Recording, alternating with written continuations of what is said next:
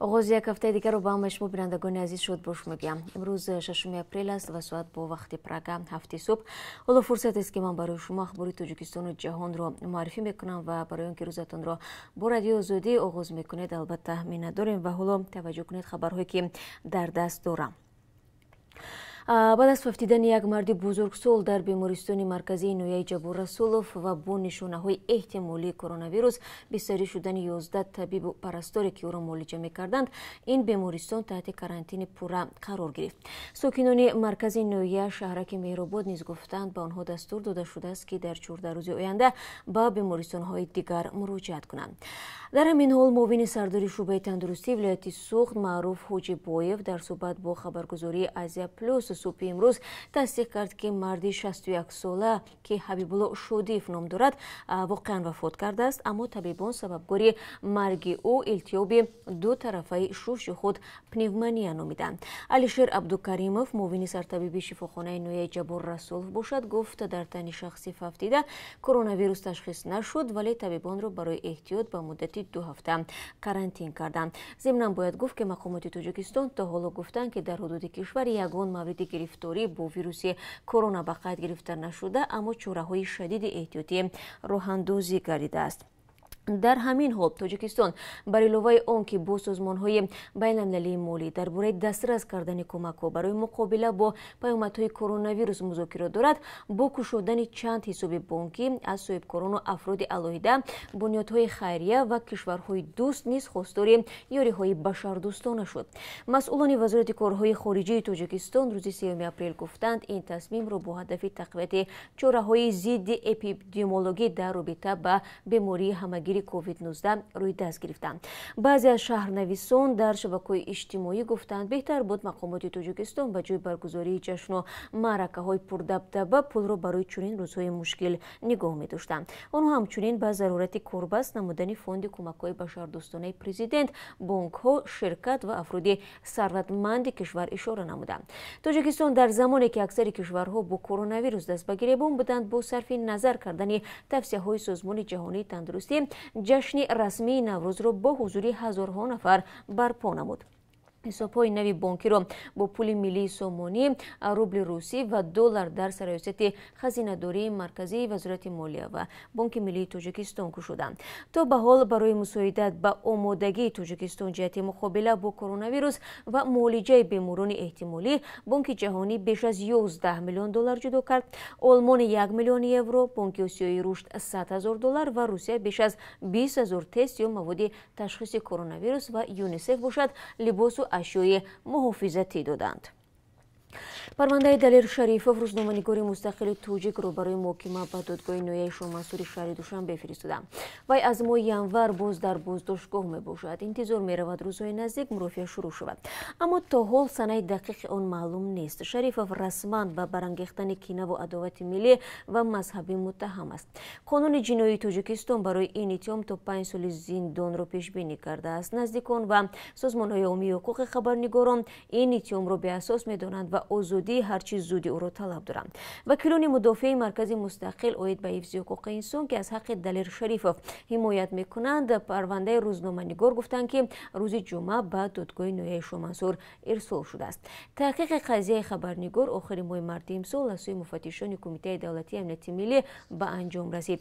بعدا آن را برای بررسی به دادستان فرستادند. دلیر شریفوف خبرنگار 32 ساله تاجیک را روز 28 ینور امسال دستگیر کرده بودند. پرزیدنت آمریکا میگوید که در مبارزه با سرایت بیماری کووید 19 شعله‌های امید به نظر میرسد. در همین حال سروزیر بریتانیا بوریس جانسون با نشانه‌های دوامدار کرونا ویروس به شفاخانه انتقال یافت. ترامپ میگوید در دوام 2 هفته آینده شماره فهمیدگان از این بیماری به طور دهشتناک افزایش خواهد یافت. در عین زمان او افزوده است که تعداد سرایت شدگان در این کشور کاهش می‌یابد. دکتر دبورا بیرکس هماهنگساز مبارزه با کرونا ویروس روز 5 اپریل گفت وضع اسپانیا و ایتالیا بهبود می‌یابد. احتمال بعد 2 هفته وضع آمریکا نیز به مثل این دو کشور بهتر شود. چند ساعت پیش از نشست مطبوعاتی دونالد ترامپ حکومت بریتانیا اعلام کرد که سروزیر این کشور بوریس جانسون به شفاخانه انتقال یافته است. چند روز پیش طبیبان تصدیق کردند که ویروس کرونا به تن جانسون سرایت نموده است. ترامپ در نشست مطبوعاتی گفت تمام آمریکایی‌ها دعا می‌کنند که جانسون شفا یابد. مقامات قرقیزستان گفتند روز 21 مارس امسال پیش از بسته شدن مرزها به 30 شهروند تاجیکستان اجازه داده بودند که از سرحد بگذرند. این افراد از مهاجرت کاری از روسیه می آمدند. قرقیزستان به دلیل پنجشنبه کرونا ویروس مرزهایش را بسته وضع فوق‌العاده جاری نموده است. جینیش اشوربویف نماینده مرکز اطلاعاتی کامنداتورای اوش روز 3 اپریل به بخش قرقیزی رادیو زده گفت گروه مهاجران در پی مذاکره‌های وزارت‌های امور خارجه دو کشور توسط گذرگاه قرمیق به تاجیکستان وارد شدند. به قول او بعد جاری شدن حالت فوق‌العاده به شهروندان خارجی اجازه بیرون شدن از حقوق قرقیزستان داده نشد. افزود او عین زمان معلوم نیست چه شماری از شهروندان تاجیکستان با سبب جاری شدن حالت اضطراری و بسته شدن مرزها در حقوق قرقیزستان ماندند. روز 3 اپریل شماری آلوده شده ها به کرونا ویروس در قرقیزستان 130 نفر را تشکیل داد و در این روز خبر مرگ یک نفر بر اثر آلودگی به بیماری همگیری کووید 19 تصدیق گردید. و بینندگان عزیز قبل از اون که به خبرهای دیگر و از جمله قرب روبل روسی رو بیارم یک اعلان رو به شما میگم و از شما خواهش میکنیم که اگر شما خبر و یا نواری روز و جالبی دارید پس به رادیو آزادی طریق واتساپ وایبر و یا تلگرام ما با رقم +420 724 056 681 بفرستید. والنتینا چوپیک یک حامی شناخته حقوق مهاجران در روسیه آخر هفته گذشته در سامانه چنج.org یک معرکه جمع‌آوری امضاها زیر یک پتیسیون را شروع کرد. در این پتیسیون درخواست شده است که در دوره کارانتین مهاجران موقتا از مسئولیت پرداخت پول پتنت آزاد شوند. این پتیسیون به رهبران حکومت، وزارت کارهای داخلی، خدمات اندوز و سرایست مسائل مهاجرت وزارت کارهای داخلی روسیه نگرانده شده است. روز جمعه هفته گذشته پرزیدنت فدراسیون مهاجرین روسیه وادیم کوژنف از سروزیر روسیه میخائیل میشوستین خواست که مهاجران را در دوره کارانتین از مسئولیت پرداخت پول پتنت آزاد کنند. همین گونه سفیر تاجیکستان در روسیه امامالدین ستاروف گفت سفارت نیز میخواهد به حکومت روسیه مراجعت کند تا که پول پتنت را در دوره کارانتین برای مهاجران بیکار نمایند. باید گفت که در روسیه بنا به حساب‌ها میلیون ها مهاجر کاری از جمله بیش از 1 میلیون مهاجر تاجیک کار و زندگی میکنند که اعلان وضع کارانتینی در این کشور کار و زندگی آنها را مشکل کرده است.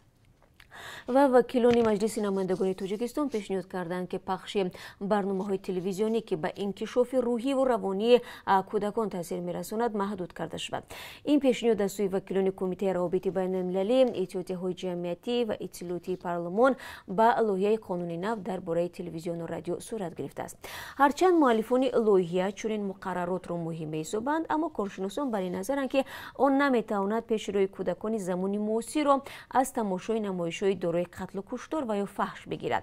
در ماده 44 این طرح که نسخه آن دسترس رادیو آزادی گردید پیش بینی شده است از ساعت 6 صبح تا 22 شب پخش برنامه‌های تلویزیونی که به انکشاف روانی، اخلاقی و معنوی کودکان و نوجوانان ضرر می‌رسانند منع است. برای بررسی مکمل طرح در پارلمان گروه کاری با شمول وکیلان و نمایندگان بعضی سازمان‌های ژورنالیستی و نهادهای دولتی تأسیس یافته است. از جمله شهلا کبیر و رئیس سازمان خامه یک عضو گروه میگوید از روی محدودسازی پخش برنامه‌ها شاید تا جای پیشروی نمایش‌هایی که به روحیه کودکان تاثیر می‌رساند گرفته شود، ولی مسئله اساسی خالیگاهی است که در تلویزیون‌ها به نظر می‌رسد. و بینندگان عزیز اکنون از قرب اسعار خارجی برای شما معلومات میدیم که امروز از طرف بانک ملی این گونه معین شده است. $1 10 سومانی و 21 درم است. 1 یورو باشد کمی بیش از 11 سومانی ارزش دارد و امروز قرب 1000 روبل روسی 131 سومانی و 60 درم تعیین گردید است که در قیاس با آخر هفته گذشته به مراتب بیشتر است. سپاس میگویم بینندگان عزیز که تو این لحظه صحبت ما رو همراهی کردید. با خبرهای بیشتر از این و البته گزارش‌های جالب روز من شما رو در ادامه هفته با جمعی همکارانم انتظار خواهم بود. روزی با قرار داشته باشید و تشکر که با ما هستید.